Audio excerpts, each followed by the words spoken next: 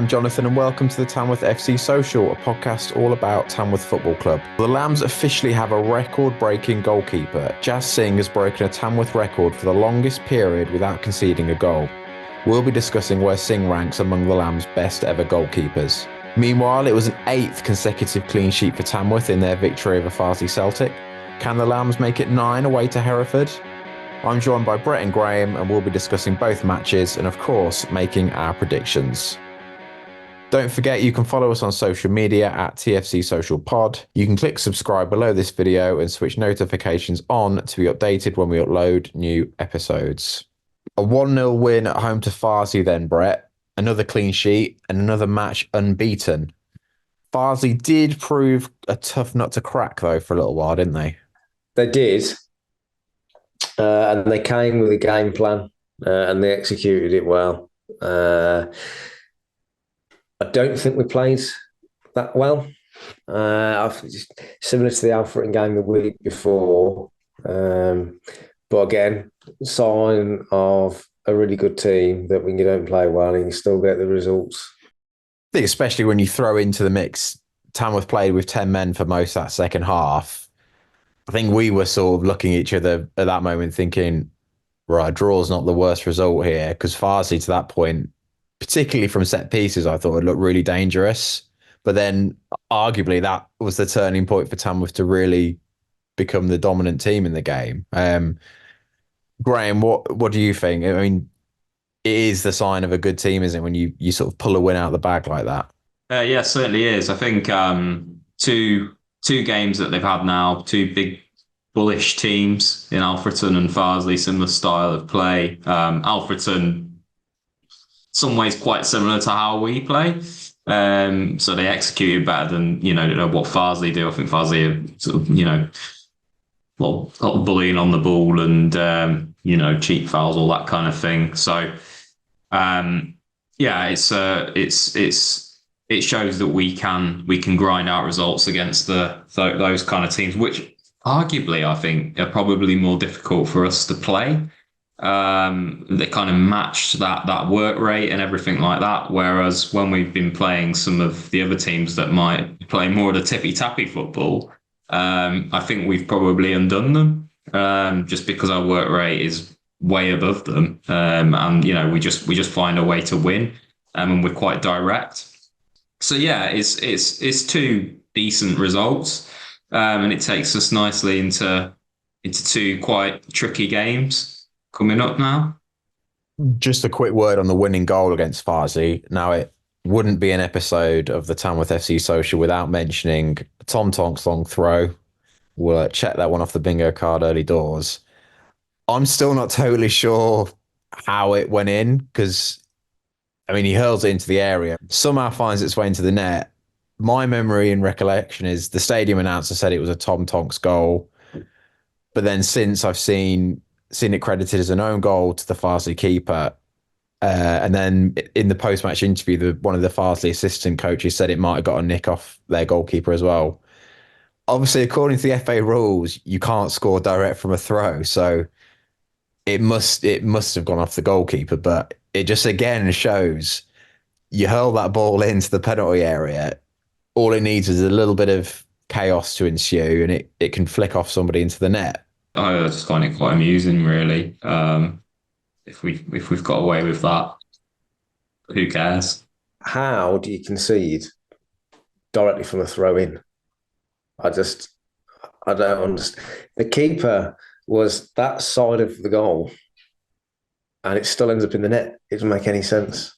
My view was slightly obscured from where I stood, but I swear I saw the keeper sort of try and palm it away. I don't know, because unless there was some hesitation, because the best thing to do is just leave it. If that throw sails past him into the net, it's a goal kick, I think, to Farsley. So the best thing to do would just be to leave it. Farsley obviously ended the game with 10 men themselves at the very end. Someone actually I thought was a bit of an unsung hero was Liam Dolman when he came on for Shikuna after Jordan Cullinane Lightbird's second yellow card. Firstly, I think you wouldn't know that back four had so many changes during the game because the back four that started and the back four that ended, I think Jamie Willits was the only one who was still playing the same position, because Matt Curley swapped to left back from right back, and there's various other changes. But also from set pieces, I think Tamworth didn't look that threatening in the first half particularly, but Liam Dolman comes on. All of a sudden there's a very dangerous target in there for Tamworth to aim the balls in at, and I don't think Farsley knew quite how to defend him. I think this is the thing. It's interesting, isn't it? Because we've got this unorthodox throw from Tom Tonks, and then we've got what you would call a slightly unorthodox defender as well. And I think it throws teams off. They don't know what to expect. They try and prepare for it, and they don't know what to expect. I mean, that goalkeeper just having a nightmare with those throw-ins coming in, and then for defenders to see Liam Dolman come up. It's sort of it's an unknown proposition. And I think it's just added to I guess what we're all about, really. Farsley's goalkeeper, Žan-Luk Leban, he's on loan from Everton. Maybe it was just an off day for the fella, but didn't look Premier League class to me. A bit bold Swiss next year. Obviously, there was the new signing of Manash Sandiri last week, came on to make his debut in probably not the best circumstances of judging, because he came on not in his more recognised midfield role, but he played right back by the looks of it, but probably a little bit too early to judge, but good for him, I suppose, just to get some minutes in a Tamworth shirt. And the attendance as well, a lot more than I thought it was going to be just from the eye test, just over 1,400, which is obviously a sign the club's moving in the right direction, I suppose, Brett, isn't it? Yeah, 1,448 at home against Farsley. The 48 was probably Farsley fans, and that's giving them credit. Not to say that there wasn't that many. Well, there wasn't that many there really, but obviously in terms of what they get at home, that's probably not half bad following. But 1,400 at home, Tamworth fans. That's a fantastic attendance. It's not like it's a star-studded team that's turning up, or it's not top of the table clash, or we weren't going to win the league that day. We didn't need to win to stay up, and it wasn't a derby. So 1,400 Tamworth fans at home, when there's no incentive either. There's no pay what you want, or kids go free, or anything else like that. That's really, really positive attendance. And for me, what I really enjoyed going down there is just seeing faces of people that I haven't seen down there for a long time. It was mentioned somewhere a couple of weeks ago where there's people now who were probably not going when we were in the Southern League, started to show interest again.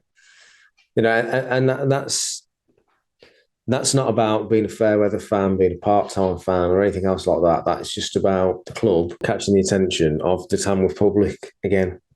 I mean, they could have gone to Drayton Manor and got a spud.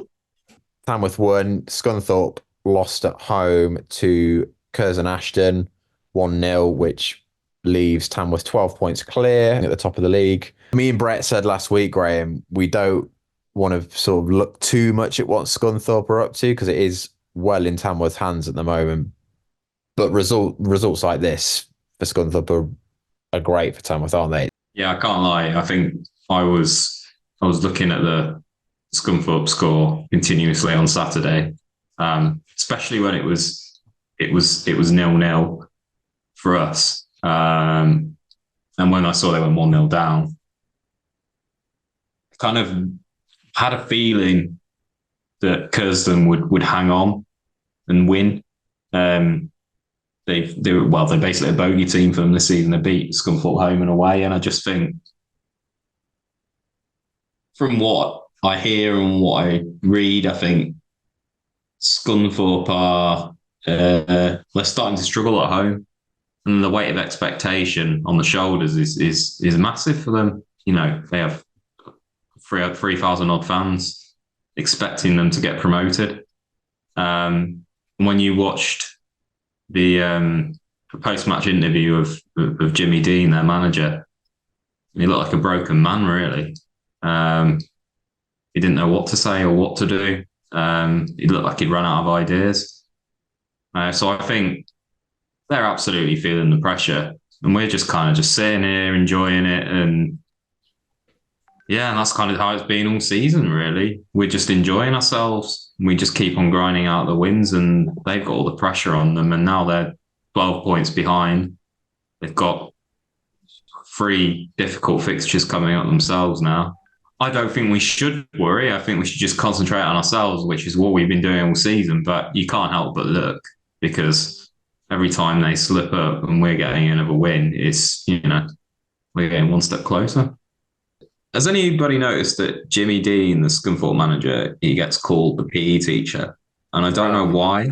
Like, if you go on their fan on the Twitter, their fans keep saying, "Get the PE teacher out." And I don't know why. Is he a PE teacher? I don't think he is. Does he look like a PE teacher? Who knows? They're just saying it's the tactics are not schoolboy tactics. I think. Who cares? It's enjoyable. But this fallen giant that's flashed their cash and try and chase a team of part-timers.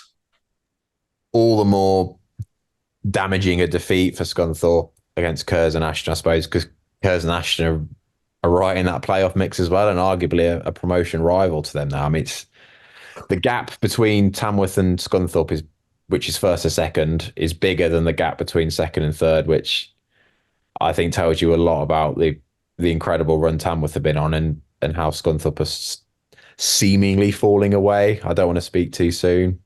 I didn't realise until today that Tamworth got the best defence in the all of the football leagues from Premier League down. Conceded 19 goals all season. It is a kind of bonkers record, because it's not far off going every other game without conceding, I think, if my math is right. That brings us quite nicely on to Jas Singh and the record which he has broken for longest period of time without conceding a goal for a Tamworth goalkeeper. So well done to him. Tamworth tweeted that it's a total of 808 minutes, which beats a record set by Dale Belford in the 88-89 season, 712 minutes. So beating it and some, I would say. It's still that final game of 2023 at Rushall, the last time Tamworth conceded a goal. Obviously, the credit goes to the whole team and the defence as a whole, as you defend as a team and whatnot. But Jas Singh is the man between the sticks and organises the defence, and senior player in this side now, isn't he? How impressed are you, Graham, with Jas Singh and breaking that record? Yeah, absolutely fantastic. I mean, it's unbelievable, really, that we're going back to the end of the last year that he conceded a goal. Like you say, credit to not just him, but the defence as well. But I mean, he's been a really good servant to the club. And he's always been consistently very good. Now he's got a very good defence behind him as well, or in front of him, shall I say.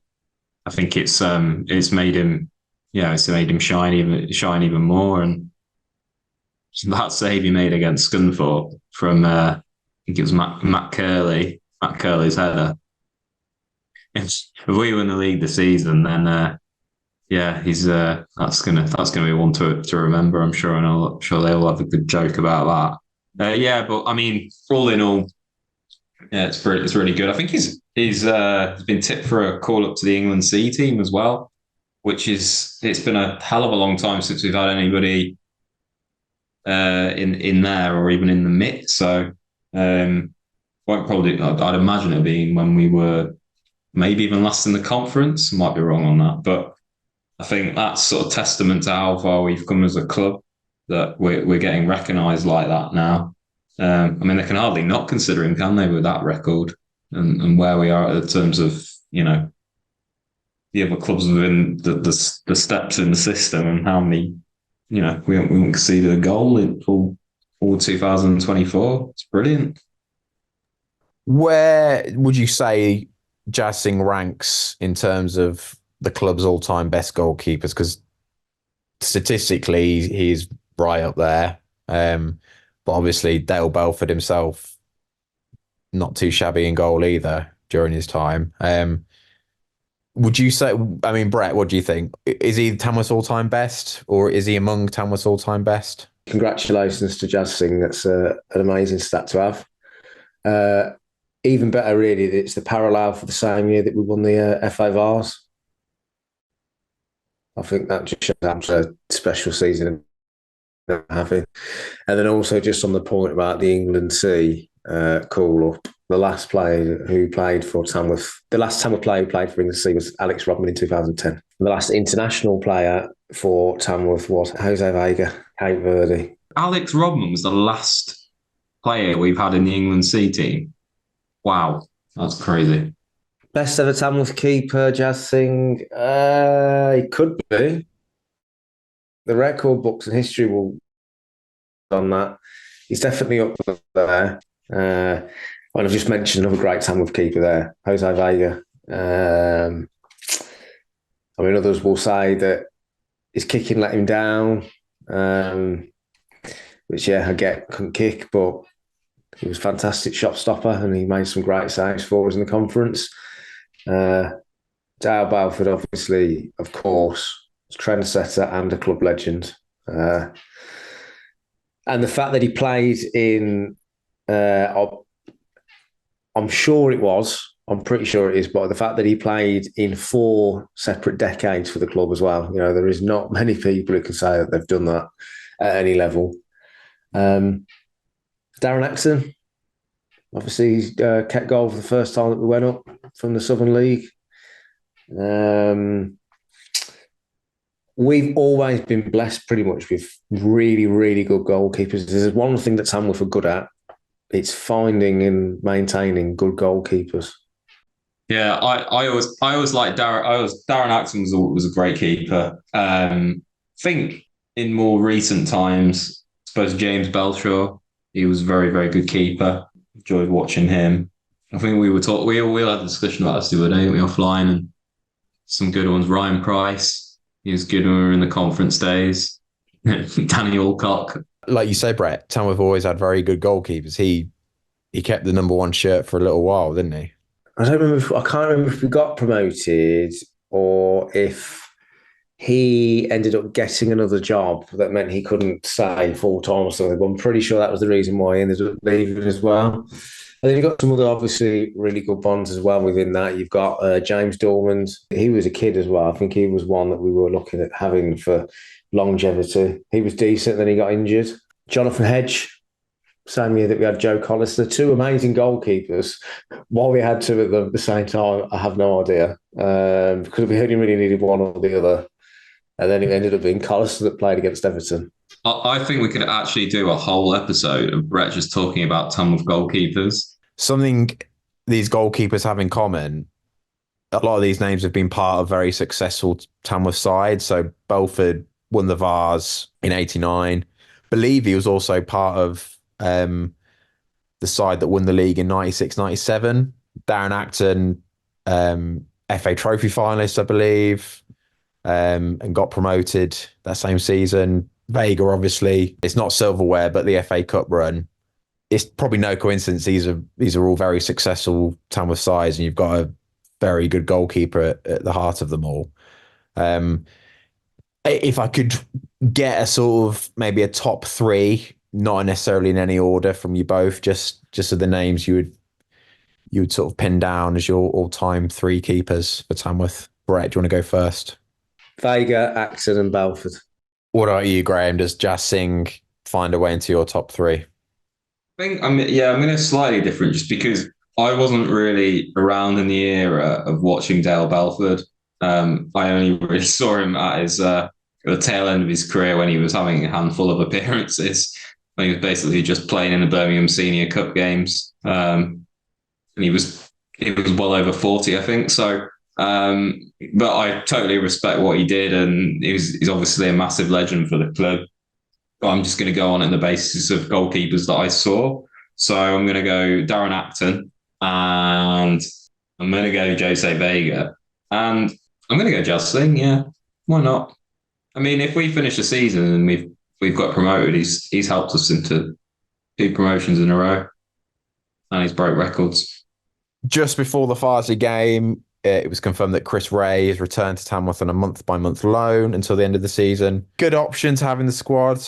Was a very, decent player last time out, got a couple of goals, and I think if ever anything was to happen to Dan Creaney or indeed Ty Deacon, then you need a good option, don't you? I mean, he may well start games anyway, Graham.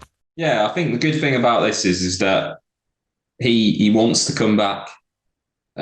He said he wants to come back. He's obviously not having a great time at Hartlepool, and it's not worked out for him there. And he came here and he had a reasonable few games for us, scored a couple of goals, and he did a job. So the fact that he wants to come and play here and be part of what we're doing, I think he obviously must enjoy being part of that group. Then it's a good signing for us, and we did all say we kind of quite like him to just stay as an option for the end of the season when he was here. So yeah, I think it's good, and it's just continues with where he left off before, hopefully.